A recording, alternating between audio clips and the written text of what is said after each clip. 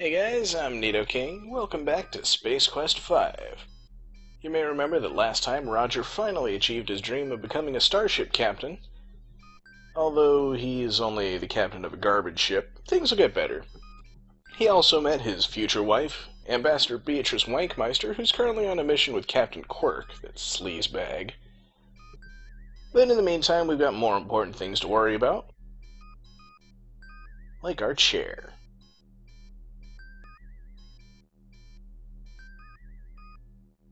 Now, to me, the phrase, the chair, sounds a lot more ominous.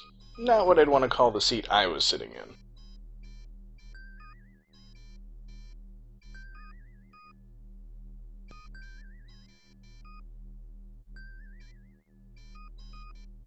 We'll get to know Drool and Flo a little bit later. For now, let's take a look around our ship.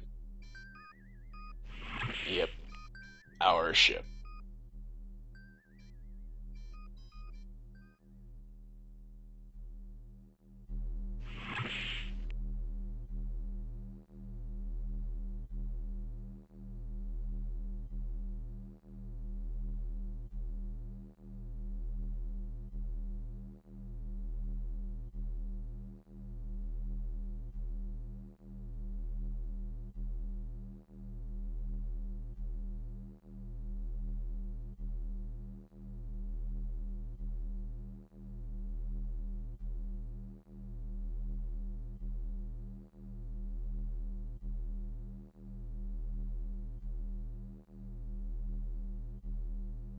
Ew.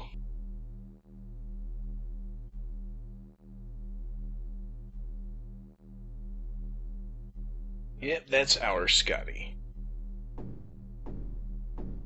And apparently the work he has to do involves kicking the wall. Then again, that's how most repair people do their job.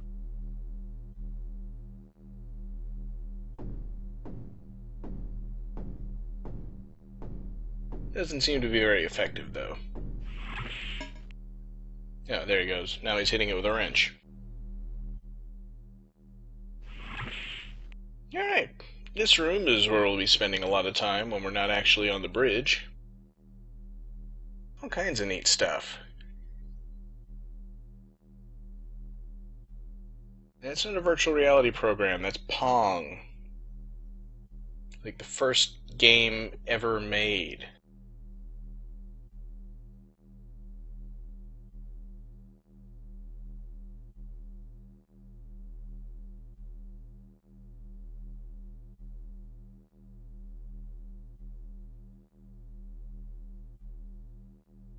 Alright, a voice-activated teleporter. Let's save the game and then try it out. This thing's just a hell of a lot of fun. Oh, right. Command.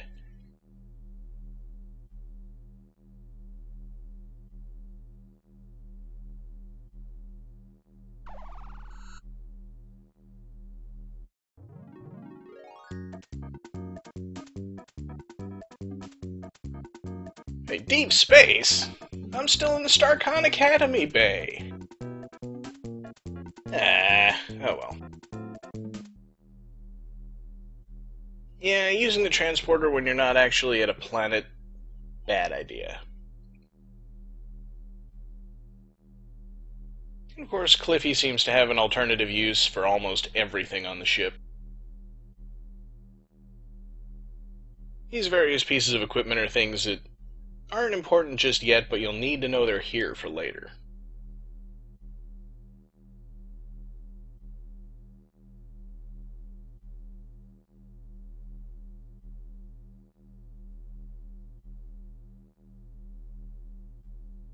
Alright, anything else in this room worth looking at?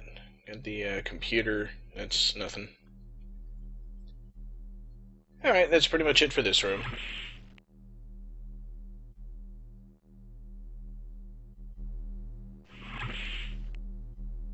Hey, Cliffy went into a maintenance tube there. Oh, now that he's in there, I want to see what's in there.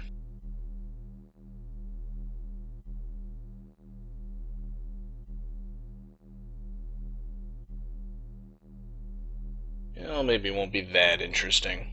But anyway, let's take a look around this room while I've got the chance.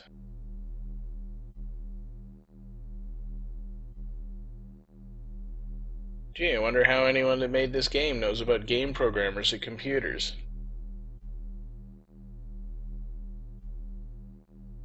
Ah, Cliffy's toolbox.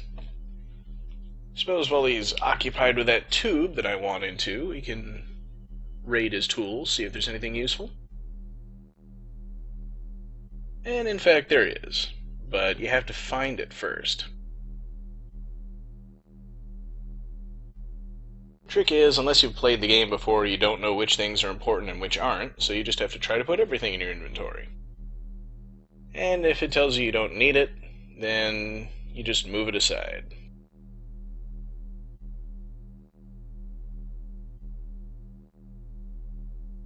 Obviously a parody of Sears Craftsman. And we need the welding torch.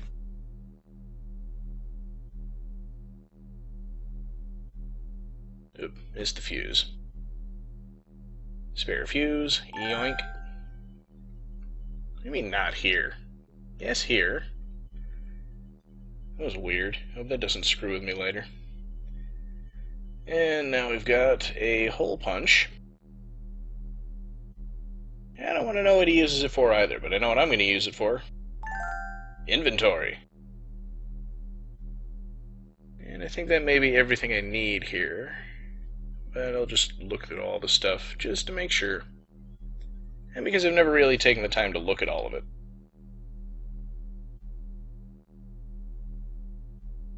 See, I don't make the worst puns.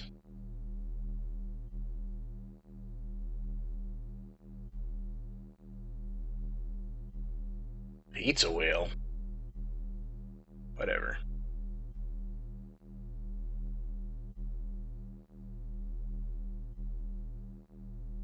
It's a dust buster. For busting dust.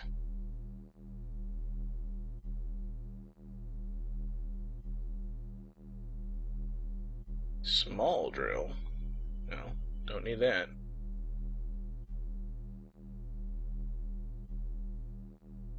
Can't imagine I have any use for a spark plug either. Do they still use those at this time?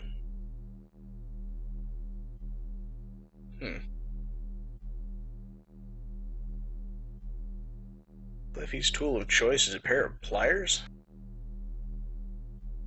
Oh, it's a hammer. It can't be the same thing. Yeah, that's the one that description's for. Just the pliers don't really have anything interesting to say about them. Oh, wait a second. There's one more thing I need. Antacids. Pretty sure you can pick these up when you actually need them, but I'm taking them now anyway. And there's the big drill. Had to be one when there was a small drill. And now we get into the really techno-babbly stuff.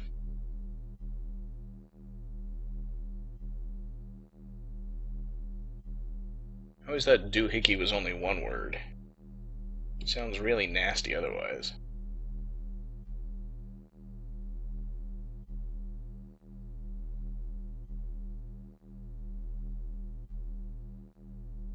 There's the thingamabob. I was wondering where that had gotten to. And a screwdriver, the most inscrutable of all tools.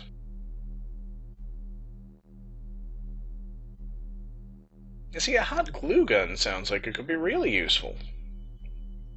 But again, I can't take it. So I'll go ahead and clean up the toolbox. I think if you leave without cleaning up, he just automatically does that.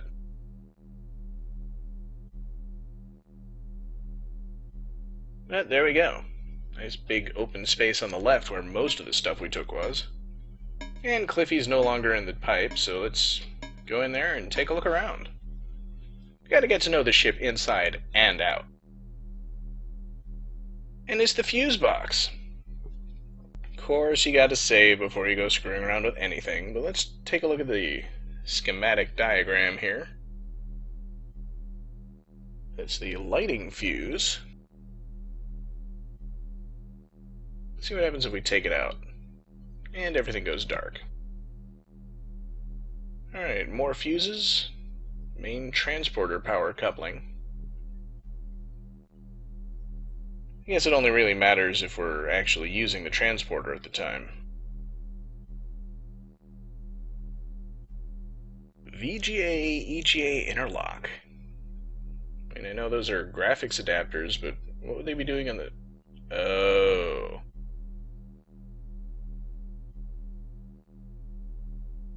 And that one's the power supply, I assume. Probably don't want to disconnect that one.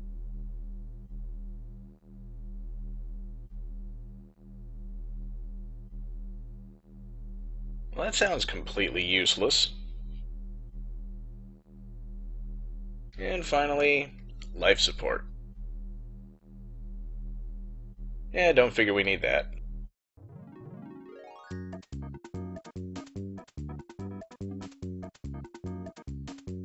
I guess it was kind of important. And let's see what happens if we just pull the ship's power.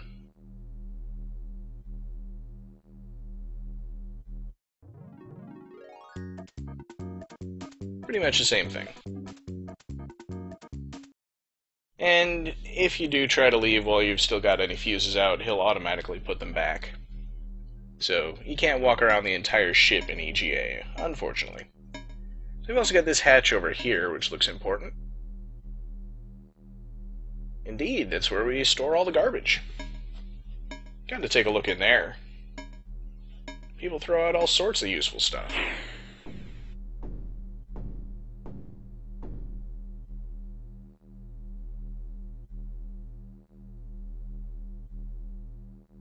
Hey, I haven't even been given an assignment yet.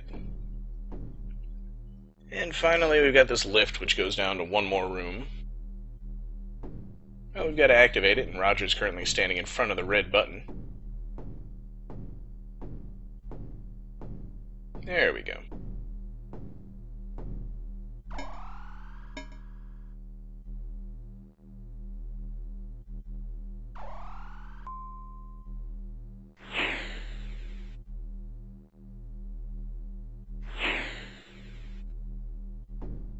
Alright, and there's a few things to look at in here. Most notably this pod right in the center.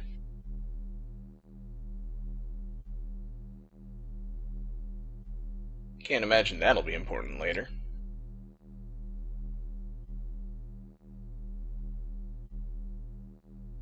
Don't really want to think about how Cliffy managed to rip the seat of a spacesuit.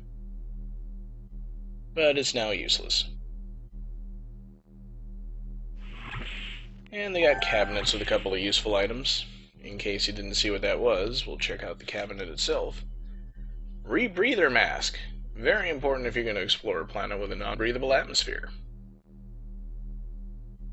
And I'm pretty sure there's one other cabinet with something useful in it. I think we'll be hearing more about this accident later.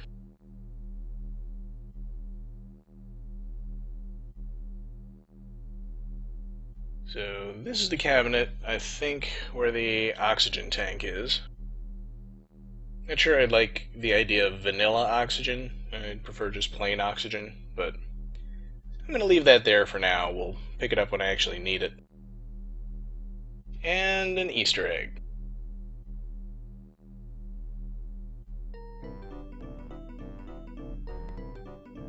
It's our old friend Astro Chicken with his very old theme song. And finally, the control panel that drives all this stuff. So we've got the various buttons here. The green one, obviously the most friendly. Let's push that first.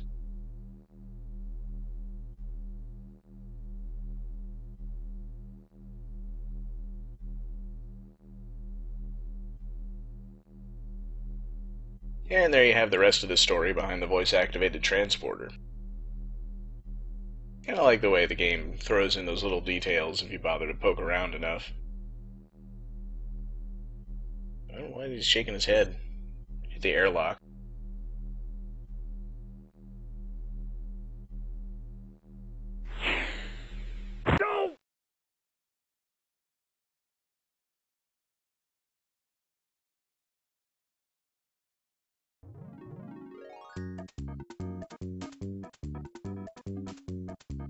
Yet another death by being out in deep space. Obviously, there's not going to be any call to do that, ever. So we'll skip the pod rotation for now and just go back up the elevator. Rotating the pod isn't really going to do a whole lot until I actually need to use it, so it's going to be a long mission. We'll save that for later.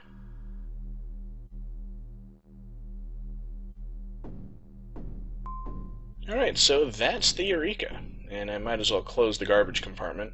I think Cliffy will do that automatically once we get underway, but I stole some of his tools. The least I can do is close the compartment.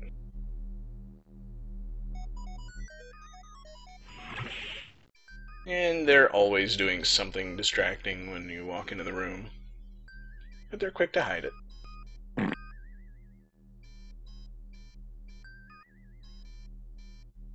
Alright, and from here we can actually take command of the ship, but we've got a couple more buttons to press before we get too far. The green, orange, and red ones over there on the right. The green first. And this lets us talk to Cliffy. So we can actually give him commands from the captain's chair. Oh, you know what we gotta do here.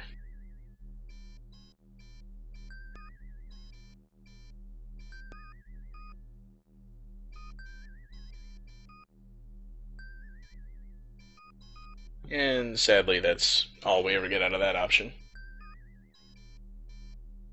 Really better get a status report, or... Oh, we can cloak the ship! Cool.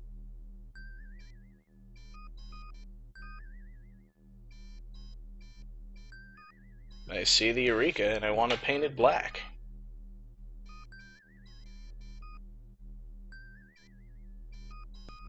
Well, good to know that the ship wasn't broken when I got it. I wonder what happens if I tell him to decloak the ship.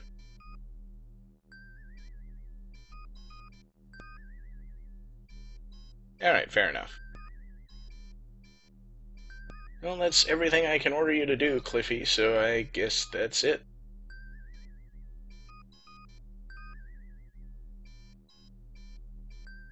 Yeah, I love that eyebrow wave at the end.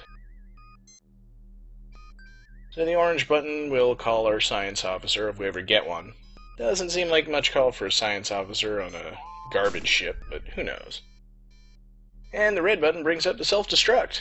I can choose to blow up the ship or not blow up the ship. Let's not blow up the ship. It's another thing we can take care of later when we've got a bit more time. Now, before we get underway with our mission, let's have a chat with our fellow officers here.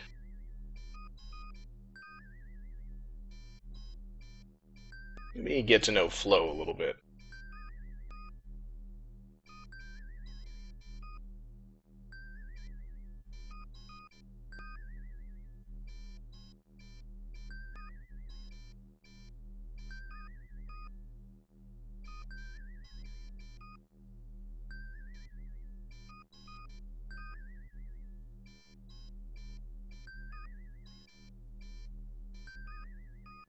Sort of.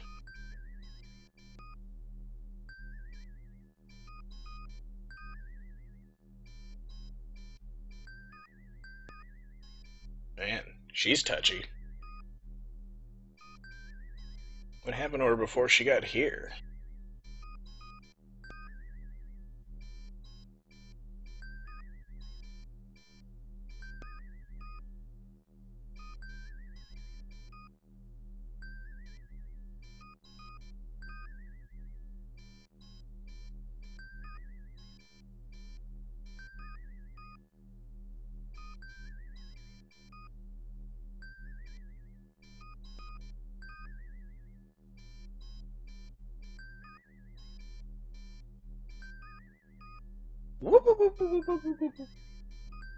I don't know, I'm trying to get to know her. So maybe she can tell me what happened to the previous captain, at least.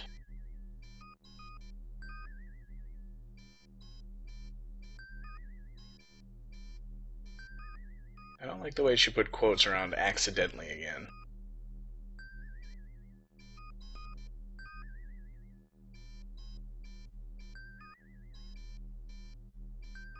Sounds like I'm gonna need to watch my back around her.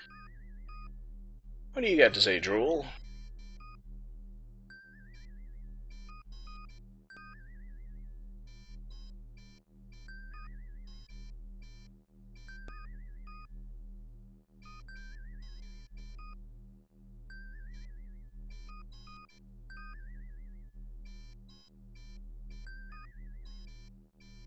Well, he's optimistic.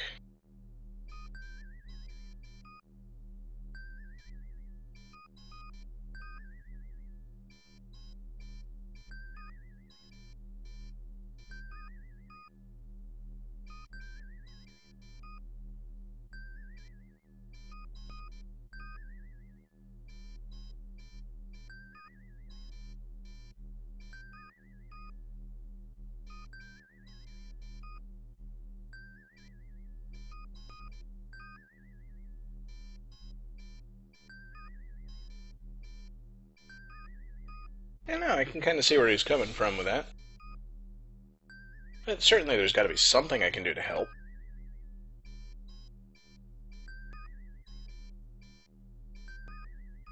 Guess not. So there's a couple things you can do to screw around here, but at the moment, we just need to have Flo act busy.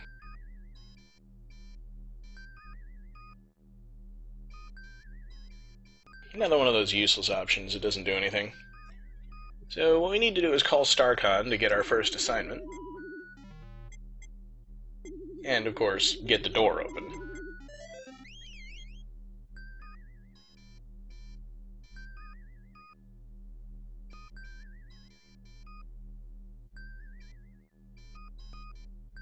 Alright, remember those names. Gangularis, PU, and Kiz-Urazgabai. Of course, we can ask her for a status report at any time, and she'll repeat them. And at this point, what we need to do is lay in a course and get headed to that first location. And here's our copy protection for the game. You have to look at the star chart that came with the game, or the sheet that came with the collection that just has all the numbers written out, and look up Gangularis. Or find somebody who's got a walkthrough of the game online that shows you what all the codes are. But who's going to post a video of them playing the game and typing in all the codes? It's dumb. So, with our coordinates in place, we just go to light speed and head on to Gangularis.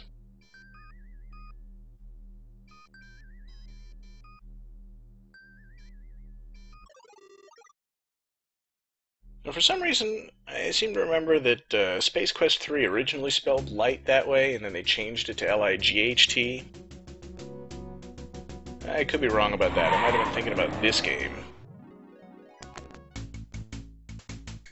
Oh, look at that. There's an invisible ship following us. I wonder who could be on that ship. Oh, it's a killer android. I wonder what this killer android might be wanting to do. Oh, she wants to kill Roger. This is a completely unfamiliar plot twist. Still, it's pretty cool. And while we're traveling, we can have some different chats with our crew. Finding out how the refuse recovery system works.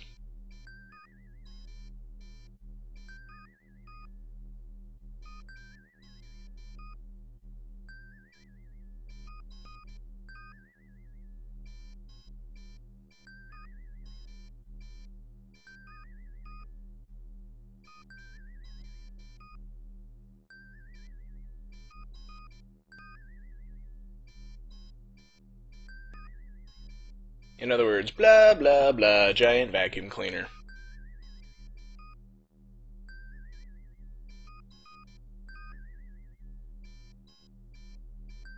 This is definitely more impressive than the Academy floor scrubber. So let's find out how Drool came to be here.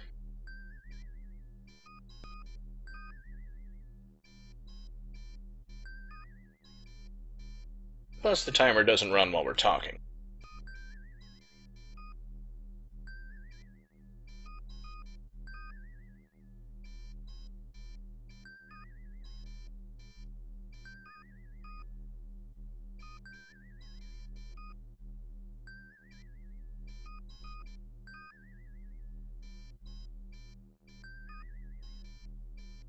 Oh, I saw this one in the test. He sent him a pick-me-up bouquet.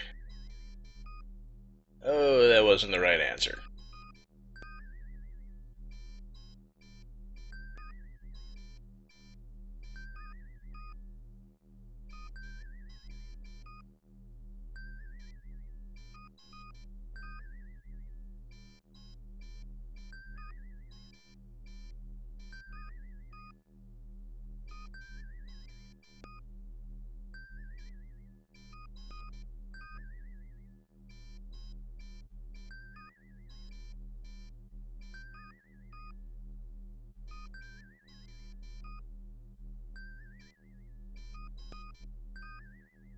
Let's see what Flo has to say. Not a lot interesting, but we can ask her about our destination.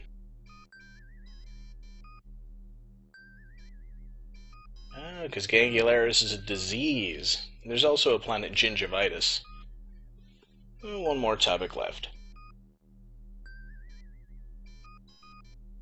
The spacebar? By the Zork guys?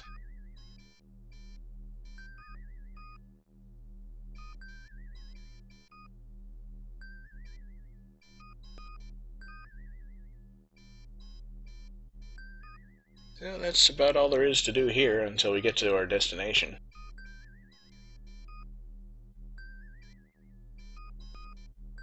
Fortunately, it doesn't usually take very long.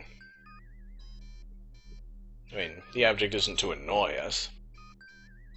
Just to give us an idea of the grandioseness of space. So, as you approach your destination, make sure to pull back to regular speed or you'll fly right past.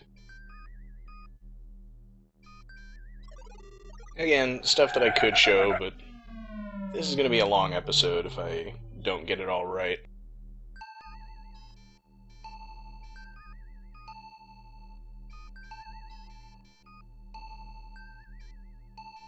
Alright, waste beacon in sight, so we just activate the RRS and suck it up.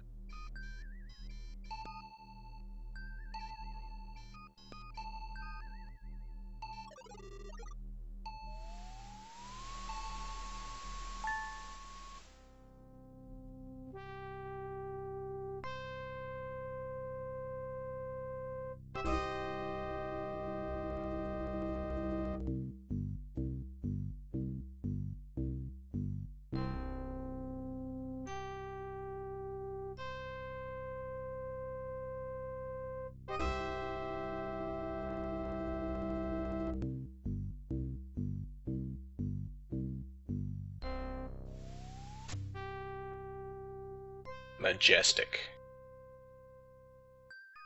There we go. That's our first mission successful. Oh no. Living creature in the waste compartment. Not good.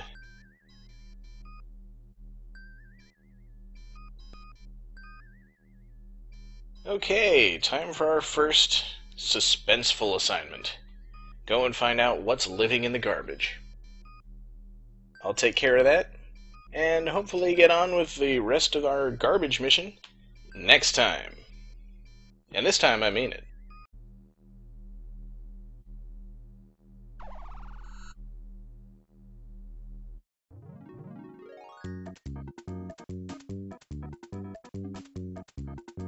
Hey, deep space? I'm still in the StarCon Academy Bay. Oh well. Yeah, using the transporter when you're not actually at a planet, bad idea. Of course, Cliffy seems to have an alternative use for almost everything on the ship. These various pieces of equipment are things that aren't important just yet, but you'll need to know they're here for later.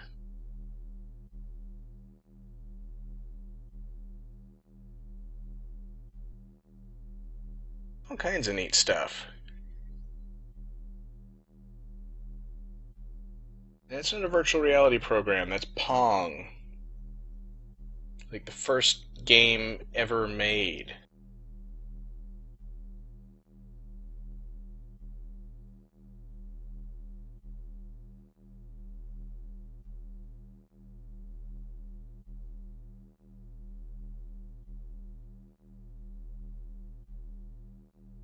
Alright, a voice-activated teleporter. Let's save the game and then try it out. This thing's just a hell of a lot of fun. Oh, right. Command.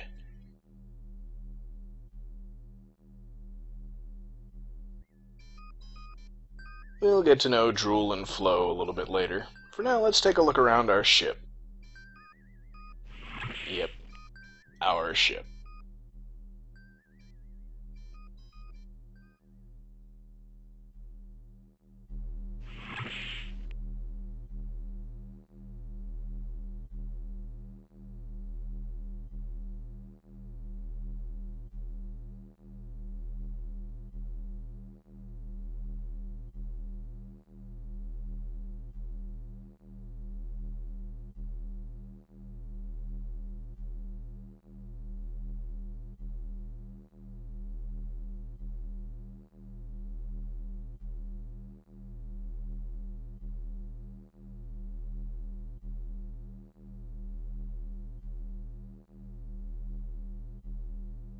Ew.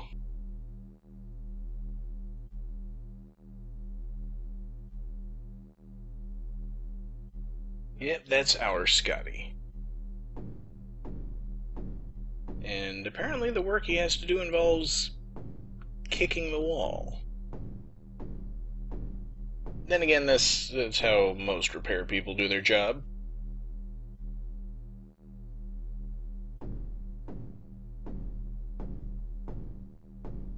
Doesn't seem to be very effective, though.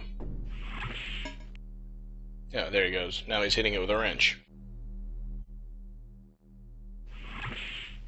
Alright, this room is where we'll be spending a lot of time when we're not actually on the bridge. Hey guys, I'm Nidoking. Welcome back to Space Quest 5. You may remember that last time Roger finally achieved his dream of becoming a starship captain. Although he's only the captain of a garbage ship, things will get better. He also met his future wife, Ambassador Beatrice Wankmeister, who's currently on a mission with Captain Quirk, that sleazebag. But in the meantime, we've got more important things to worry about. Like our chair.